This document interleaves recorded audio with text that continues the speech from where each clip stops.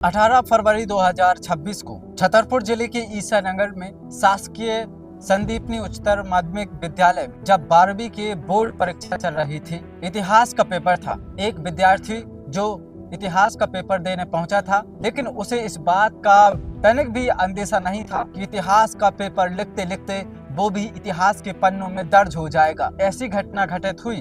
उस स्कूल में हर विद्यार्थी की तरह वह पहुंचता है, स्कूल में बैठते हैं, पेपर चल रहे होते हैं। इसी पेपर के बीच वह देखता है छत की ओर की छत जो है उसका कुछ हिस्सा गिरने वाला है।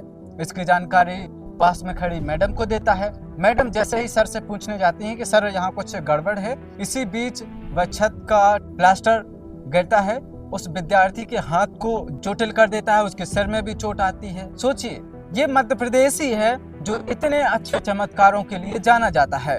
मध्य प्रदेश में कभी श्योपुर जिले में कागज पर बच्चों को खाना परोसा जाता है। मैहर में भी बच्चों को कभी 26 जनवरी के अवसर पर कागज पर मध्याह्न भोजन परोसा जाता है, उनको खिलाया जाता है। सोचिए, मध्य प्रदेश ही इस प्रकार के चमत्कारों के लिए जाना जाता है।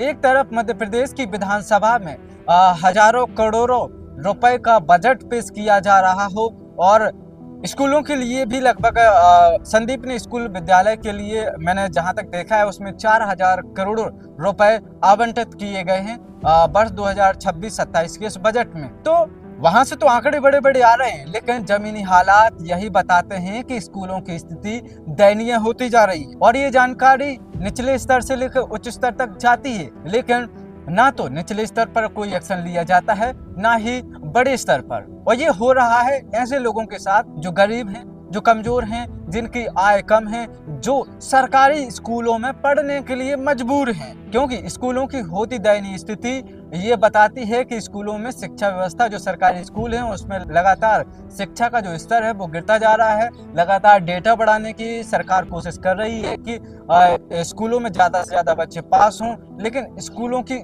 सिचुएशन क्या है? क्या पर्याप्त शिक्षक हैं? क्या पर्याप्त इक्विपमेंट हैं? क्या पर्याप्त सुविधाएं हैं स्कूलों के लिए, विद्यार्थियों के लिए? अगर इन आंकड़ों की बात करी जाए तो नहीं। अगर होते तो हमें कागजों पर खाना खाते हुए बच्चे नजर नहीं आते। अगर सुविधाएं होती तो पेपर दे रहे बच्चे के ऊपर छत का टुकड़ा नहीं गिरता। ये मध्य प्रदेश में हो सकता है और ये भारत देश में भी हो सकता है। राजस्थान की घटना किसी से छुपी नहीं है, वो उस स्कूल की छत के नीचे दब जाते हैं। ये भारत है और भारत का ये मध्य प्रदेश है जहाँ इस प्रकार की शिक्षा व्यवस्था पर ध्यान दिया जा रहा है। इससे सीधा सीधा सवाल खड़ा होता है मध्य प्रदेश की स्कूली शिक्षा व्यवस्था पर कि किस प्रकार से बच्चों के भविष्य को आगे बढ़ाने पर ध्यान दिया जा रहा है। ये बहुत बड़ी लापरवाही है और ये वो समय है जब ध्यान देने की आवश्यकता है। अगर सरकारें नहीं ध्यान देती हैं तो यकीनन बच्चों के भविष्य को अंधकार में डालने जैसी बात हो जाती है। इस पर आपका क्या कहना है हमें कमेंट करके बताएं और अधिक जानकारी के लिए बने रहिए खबर समय पर। धन्यवाद।